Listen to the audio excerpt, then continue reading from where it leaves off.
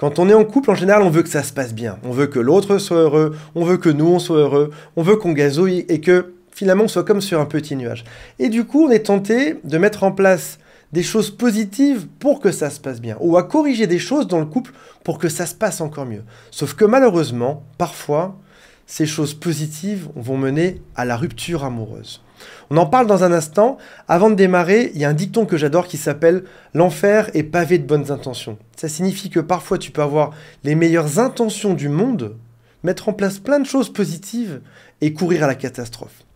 Si vous le souhaitez, abonnez-vous à la chaîne. Il y a aussi un quiz qui s'appelle « Quelles sont mes chances de récupérer mon ex ?» Et pour me contacter ou mon équipe, il y a un lien qui est juste en dessous.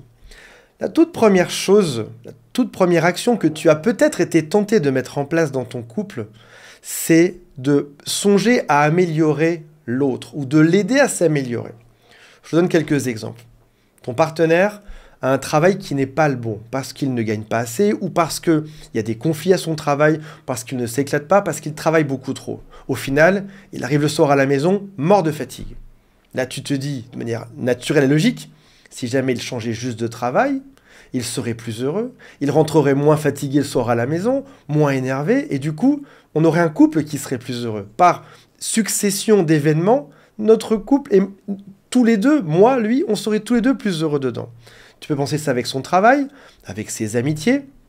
Peut-être que ton partenaire ou ta partenaire aujourd'hui fréquente des gens qui ne sont pas forcément les meilleurs sur Terre. Il fréquente Roger, qui est un gros déglingué, ça va pas aller dans le bon sens pour notre couple. Elle fréquente Léa, qui va toujours prôner des choses bizarres, de se séparer, etc. Il fréquente son ex, et là tu te dis, si seulement l'autre pouvait changer ça, alors on serait plus heureux. Et pour toi, c'est une espèce d'évidence. Son travail, ses amitiés, ses finances, ses enfants, la façon de les gérer, aller voir un psy, aller voir un thérapeute, un coach, tout ça, ça part d'une bonne intention à la base. C'est louable. Bien sûr qu'il faut s'améliorer dans son travail. Bien sûr qu'il faut s'améliorer dans sa gestion de ses relations avec les autres. Bien évidemment. Et tu veux lui transmettre ça. Surtout si ça crée des problèmes dans votre couple. Sauf que ça peut être interprété de la mauvaise manière. Typiquement, l'autre peut se dire « Finalement, je ne suis pas aimé pour qui je suis. Quand on s'est mis en couple, j'avais déjà ce travail. Aujourd'hui, ça ne lui va plus. J'avais déjà ses amis. Aujourd'hui, ça ne lui va plus. Ça signifie donc que je suis trop quelque chose ou pas assez quelque chose. » Et on arrive à une limite qui est fine et qu'il faut bien comprendre. J'ai une amie qui s'est faite quitter parce qu'elle avait 5 kilos en trop.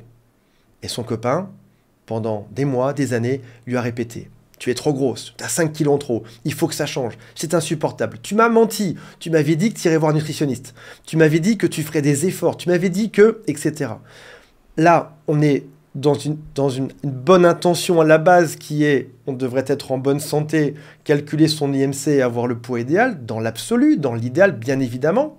Sauf que ce n'est pas donné comme un conseil qui serait de l'ordre de la suggestion si on me l'a demandé. Là, c'est donné de manière impérative et formelle. Si tu ne changes pas ça, alors je te quitte. C'est une injonction qui est dure et qui est surtout conditionnelle à l'amour. Si tu ne changes pas, alors on va se séparer, qui est peut-être extrêmement mal perçu. Alors, je te donne un exemple qui est extrême pour qu'on comprenne bien. Mais parfois, sans s'en rendre compte, on n'a pas forcément la bonne posture. On n'est pas le psychologue de l'autre, on n'est pas le papa ou la maman de l'autre.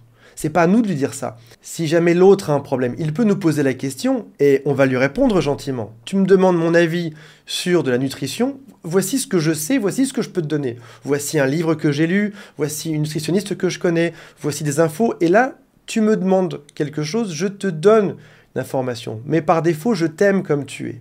Tu as le droit de faire des suggestions, tu as le droit de répondre aux questions. Mais si jamais c'est trop impératif, c'est différent. Donc il y a une grosse différence entre je t'aime comme tu es, je t'aide si tu me demandes un conseil, versus si jamais tu ne changes pas, alors je te quitte. Alors bien sûr, on est sur deux extrêmes. Dans ces cas-là, c'est facile.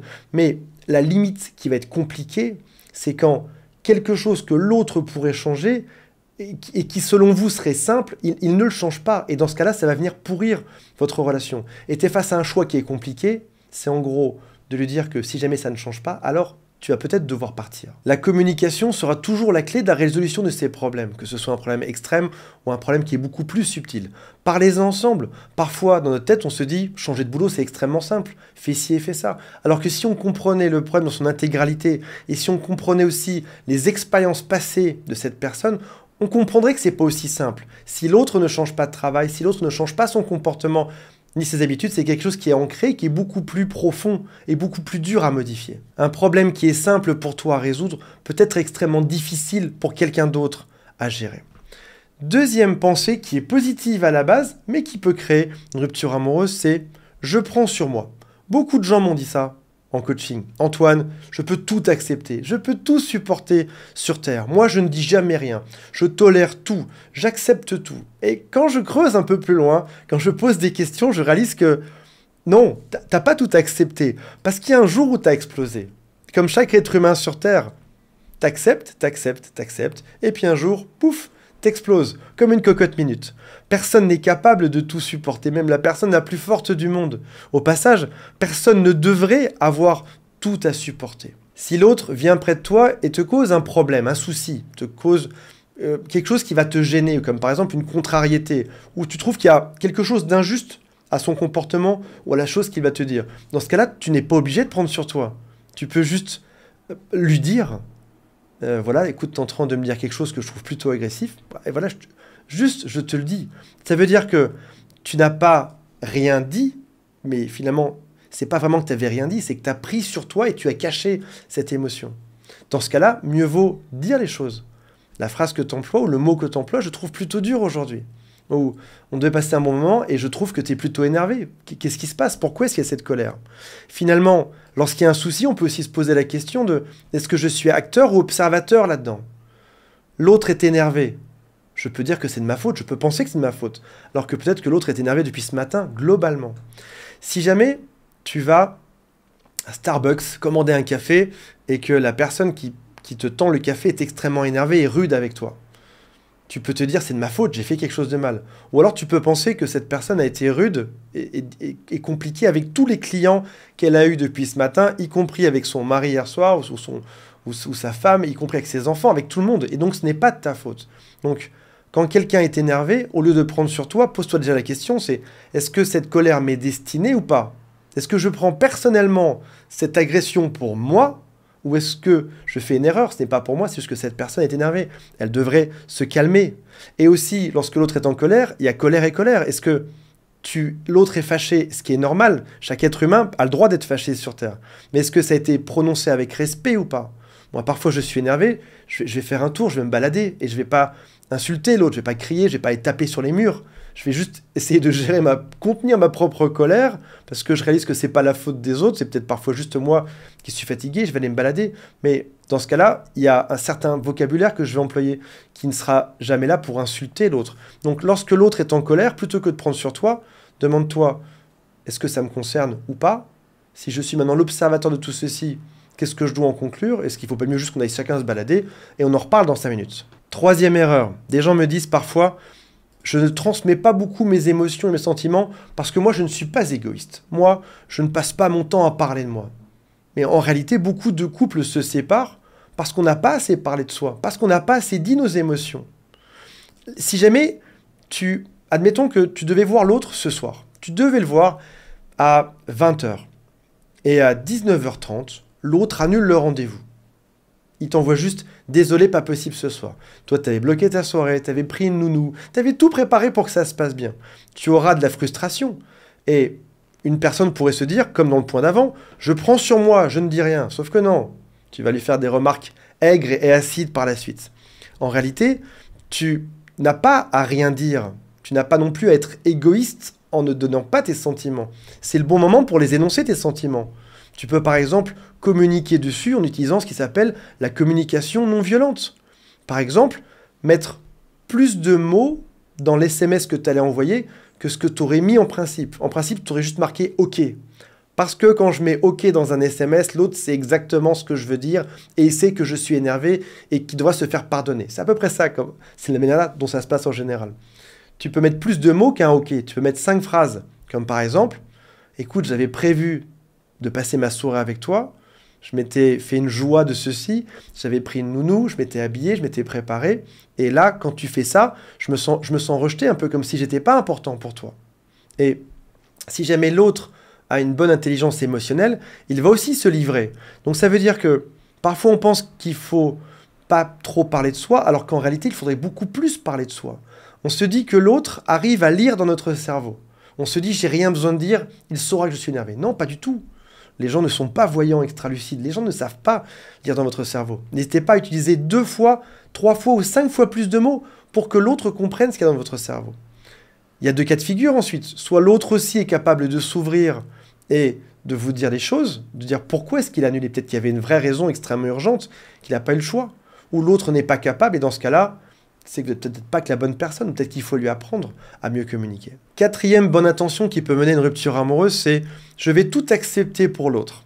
Je vais accepter ses envies, ses amis, ses relations, ses travers, ses passions, ses ex. Je ne vais surtout rien dire. On remarque que c'est quand même ça le schéma récurrent depuis le début, c'est « je ne vais absolument rien dire ».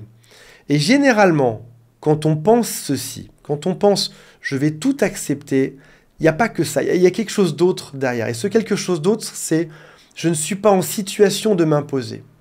Parce que j'ai l'impression de sortir avec quelqu'un qui a plus de valeur que moi, l'impression qu'il a plus de valeur que moi, ou parce que j'ai l'impression que l'autre ne s'intéresse pas beaucoup à moi, et donc je vais compenser le fait qu'il ne s'intéresse pas à moi en étant l'homme ou la femme parfaite. Je vais dire oui à tout dans sa vie. À quoi ça mène de dire oui à tout à l'autre ?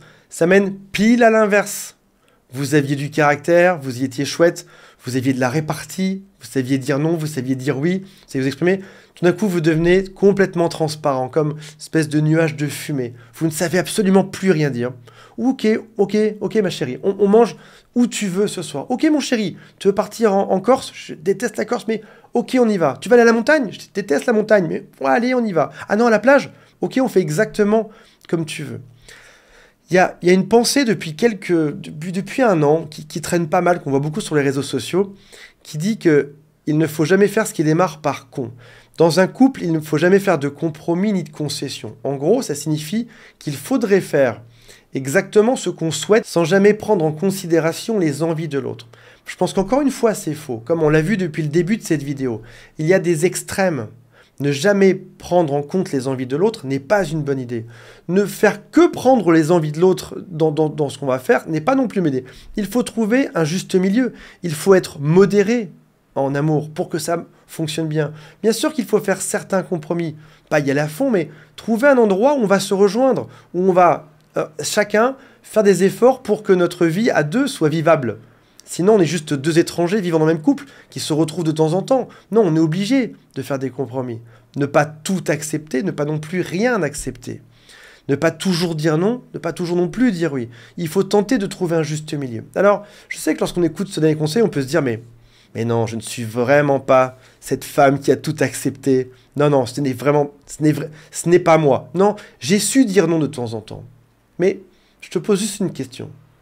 Si ce soir, la personne de tes rêves te disait de faire un truc fou, un truc que tu n'avais pas forcément envie de faire, est-ce que tu le suivrais? Est-ce que tu ne serais pas tenté de dire oui, juste pour que ça se passe bien, juste pour que le couple s'améliore? Peut-être que oui, peut-être que non. Je vous laisse décider. J'espère que vous avez apprécié cette vidéo et on se retrouve prochainement. Salut à tous, bye.